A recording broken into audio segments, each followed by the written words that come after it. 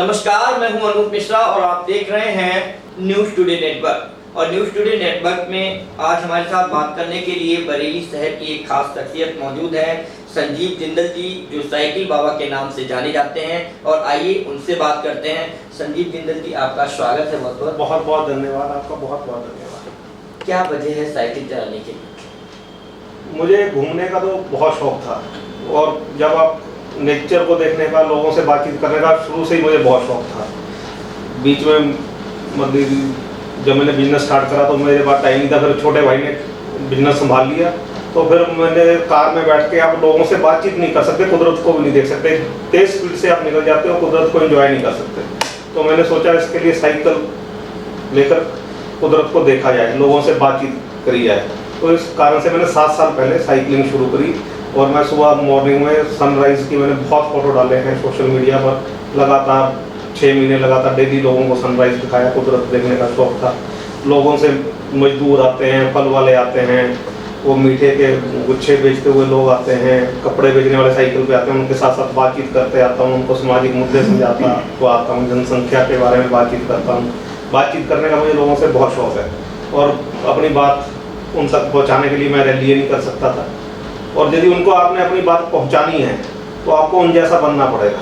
अब बड़ी सी कार से उतर के, बड़ी सी जीप से उतर के उनको अपनी बात नहीं कह सकते, उन जैसा बनना पड़ेगा, वो तो ही आपसे खुलेंगे भी। जमीनी हकीकत अगर जानना है, जमीनी हकीकत जानना है, उनको समझाना, उन जैसा बनना पड़ेगा। गांव जाता हूँ मैं साइकिल से, लोगों उन्हीं माँ के किसी के घर पर भी खा लेता हूँ, फिर उनके साथ बातचीत करता हूँ।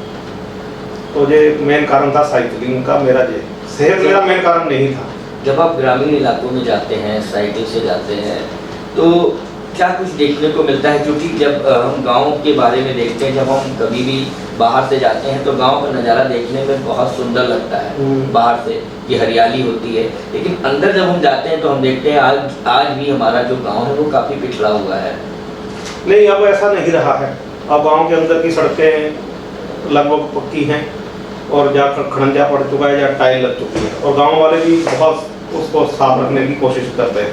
बहुत गांव में जाता हूँ और शहर के बच्चों को लेके जाता हूँ गांव का माहौल दिखाने के लिए, और बच्चे हैरान रह जाते हैं गांव वालों का व्यवहार देख के। जब गांव वाले खाने की, चाय की जिद करते हैं, किसी के भी घर में जाते हैं, वैसे ही वो जाते हैं तो वो आने ही नहीं देते बिना खाए पिए, बिना चाय के। तो बच्चे शहर के बहुत हैरान होते हैं। सच में गाँव का ऐसा माहौल है। मैं बच्चों को खास करके जरूर घुमाने लेके जाता हूँ गाँव में। गाँव देखो तो क्या चीज़ है, गाँव के लोगों का व्यवहार तो देखो।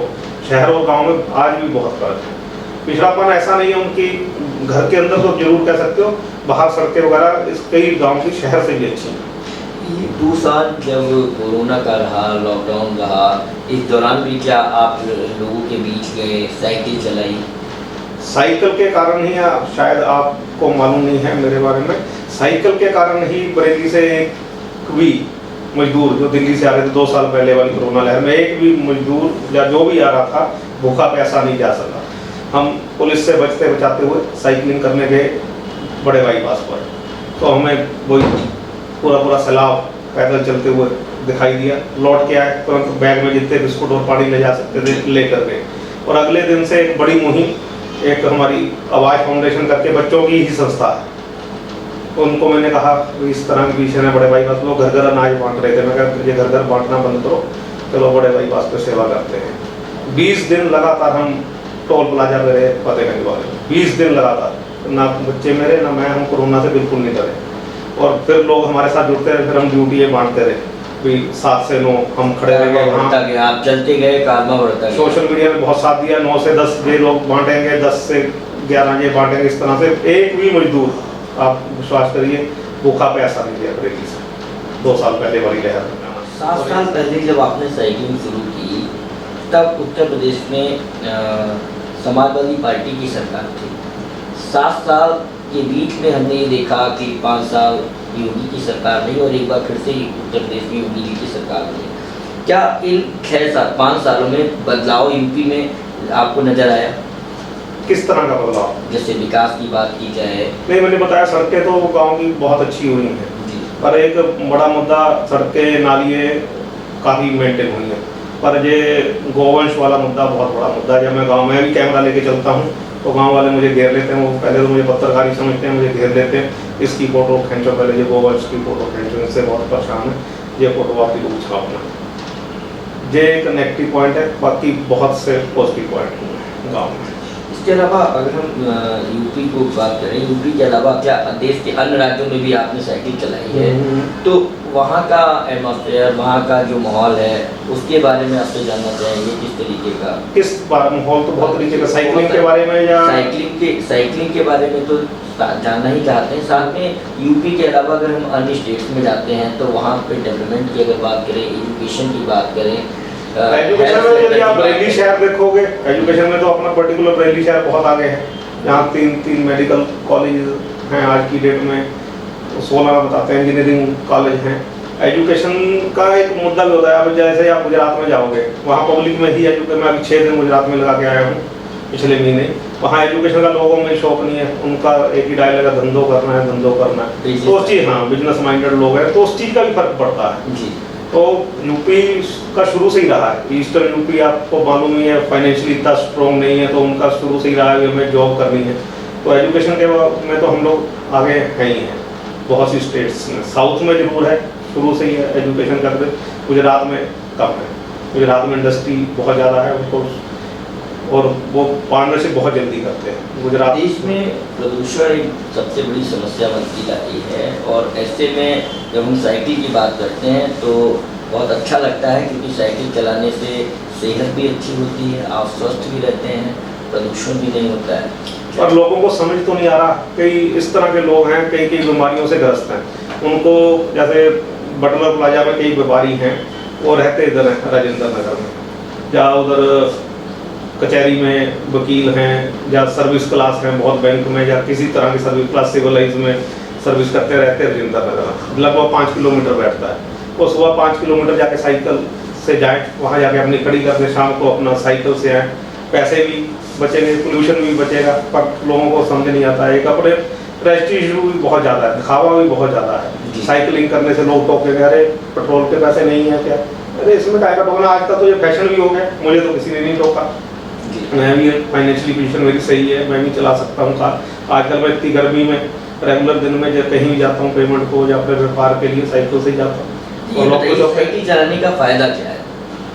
बहुत ही फायदे हैं। सेहत तो उसमें से बोनस है एक तरह। सेहत तो अपने आजकल देख रहे हो आप कितनी बीमारियां हैं। कोरोना में भी इम्यूनिटी पावर पे जोर दिया गया। अब सिर्फ काढ़ा पीने से इम्यूनिटी पावर नहीं आएगी, आपको कोई ना कोई एक्सरसाइज करनी पड़ेगी। और आप जिम के लिए या किसी और चीज़ के लिए पर्टिकुलर 1-2 घंटे नहीं निकाल पाते हैं, तो साइकिलिंग तो आपके साथ साथ हो रही है ना। आपको वही मैंने कहा 5 किलोमीटर आप गए, लगभग 3 किलोमीटर का इजीली एवरेज आ जाता है। 3 मिनट में 1 किलोमीटर का इजीली एवरेज आ जाता है। तो 5 किलोमीटर आपको जाना 15 मिनट लगेंगे सिविल लाइन्स जाने में, ज़्यादा से ज़्यादा 20 मिनट। और स्कूटी मोटरसाइकिल पे भी इतना ही टाइम लग जाता है जाम में। तो आपके पैसे बचेंगे, सेहत सही रहेगी, स्पेशल टाइम नहीं निकालना पड़ेगा। 20 मिनट आपने सुबह कर ली साइकिलिंग ऑफिस के, 20 मिनट आपने शाम को कर ली लौट के आए, 40 मिनट हो गई, बहुत है, इतना ही डॉक्टर कहते हैं। और पोल्यूशन बचेगा, तेल के पैसे बचेंगे, और क्या चाहिए आपको, और कितने फायदे चाहिए। आपकी जब आपने साइकिलिंग की तो आपका परिवार किस तरीके आपका साथ दिया, आपके परिवार ने? बिल्कुल, परिवार में तो परिवार से कोई इस तरह से इंटरेस्ट नहीं है, क्योंकि फिटनेस तो सभी को अच्छी लगती है परिवार को। यदि आपने आपके बच्चों को आपको सिखाना है भी साइकिलिंग करें, तो पहले आपको करनी पड़ेगी। जब पापा स्कूटी पे जा रहे हैं तो बच्चे भी स्कूटी पे जाएंगे। आप बाहर निकलते हुए आपके सामने कोचिंगें हैं, देखते हो आप कितना बड़ा मेला लगा होता है स्कूटियों का, लगता है जैसे पुरानी स्कूटियों का कोई बाजार लगा हो। तो वो बच्चों में कहाँ से आएगी रेजिस्टेंस पावर, चल ही नहीं पाएंगे आने वाले टाइम में। बच्चे 4 कदम नहीं चल पाते। हम जाते हैं पूर्णागिरी, देखते हैं नौजवान नहीं चढ़ पाते हैं चढ़ाई, हाँफ रहे होते हैं, हम मिनटों में चढ़ जाते हैं। तो यही तो चीज़ें हैं। मैं जाता हूँ कोचिंग में, क्या क्या आता हूँ, बच्चों को समझाता हूँ, भैया क्यों इतनी तो चला लो साइकिल। माना आपका टफ कंपटीशन है, बहुत टफ कंपटीशन है, आपके पास टाइम नहीं है जिम में जाने का, तो इतनी आना जाना तो उतना स्कूटी पे टाइम लगना, उतना साइकिलिंग करने में टाइम लगना, उतनी तो कर लो कम से कम। पर अवेयरनेस की बहुत कमी है। भारत के अलावा और कहाँ अपने साइकिल चलाई? नेपाल में बहुत क्रेज है, नेपाल में जाते रहते हैं 3-4 साल से लगातार हम जा रहे हैं नेपाल में। साल में 1-2 इवेंट कर ही रहे हैं नेपाल में। इंडोनेशिया में मैंने साइकिल चलाई है, वहाँ पे आजकल वो जो 5 स्टार होटल है वो रखते हैं अपने पास साइकिल, तो ईजिली मिल जाती है। थाईलैंड में मैंने साइकिल चलाई है, चाइना में मैंने साइकिल चलाई है। इजीली मिल जाती है, जहाँ भी जाओ साइकिल आपको इजीली मिल जाएगी। देश के बाहर जब आप जाते हैं और बेंगलोर में बहुत अच्छा सिस्टम है, जगह जगह वो कहीं से उठाओ साइकिल, कहीं आप छोड़ दो, इंटरनेट से जुड़ी हुई है, वो आपके अकाउंट से उतने पैसे कट जाएंगे, 5 रुपये घंटा है मुश्किल से। आप तमाम देशों में गए हैं और मैंने इस दौरान ये देखा है कि जो भारत है उसकी साख लगातार बढ़ती गई है और काफ़ी मैं देखता हूँ कि जब से प्रधानमंत्री नरेंद्र मोदी जी बने हैं तब से लगातार जिस तरीके से हमारा देश है वो लगातार उसका प्रभाव बढ़ता ही जा रहा है। आप जब देशों में जाते हैं अन्य देशों में तो वहाँ किस तरीके की बात आती है? मेरी इस बारे में रिपोर्टिंग उल्टी है, तो इसलिए मैं इस विषय पे नहीं बोलूँगा। राजनीतिक विषय है और मैं जो मेरी रिपोर्ट है इस मामले में उलट है जी। जो आप प्रभाव कह रहे हो मेरी नज़र में वो प्रभाव नहीं है, तो इस विषय में मैं नहीं बोलूँगा और कोई विषय हो तो मैं बोलूँगा। लोगों को क्या मैसेज देना चाहिए? मैसेज यही जो मैंने बार बार कहा, भैया आपको यदि 5 किलोमीटर अपने सर्विस वाले गंतव्य स्थान पर जाना है, अपने बिजनेस वाले गंतव्य स्थान पर जाना है, तो कम से कम वही साइकिल अपना लो। बहुत आपकी सेहत में आदि बीमारियों का अंत हो जाएगा, शुगर का, ब्लड प्रेशर का, जीना आसान लगने लगेगा। पेट्रोल के पैसे तो बचेंगे, पेट्रोल से ज़्यादा आजकल दवाइयों का खर्चा है, वो बचेगा, स्टेमिना बचेगा। आपको देखा देखी आपके बच्चे अपने आप स्टार्ट हो जाएंगे। ये कोचिंगों के लिए स्कूटी पे नहीं जाना पड़ेगा, स्कूटी घर से निकालो, सीधा 100 रुपये का खर्चा है। 1 लीटर स्कूटी कैसे पेट्रोल पी जाती है पता नहीं चलता। तो 100 रुपये वो अपने बच्चे पे खर्च करा जाए और चीज़ों पे खर्च करा जाए पर डे। 100 रुपये पर डे है, 3000 में छोटी रकम नहीं होती। साइकिलिंग अपनाएं, जिस तरह से भी हो सके अपनाएं। तो न्यूज़ टुडे नेटवर्क से जुड़ने के लिए आपका बहुत बहुत शुक्रिया। बहुत बहुत धन्यवाद। तो न्यूज़ टुडे नेटवर्क में आज के लिए बस इतना ही। बने रहिए हमारे साथ में और देखते रहिए न्यूज़ टुडे नेटवर्क।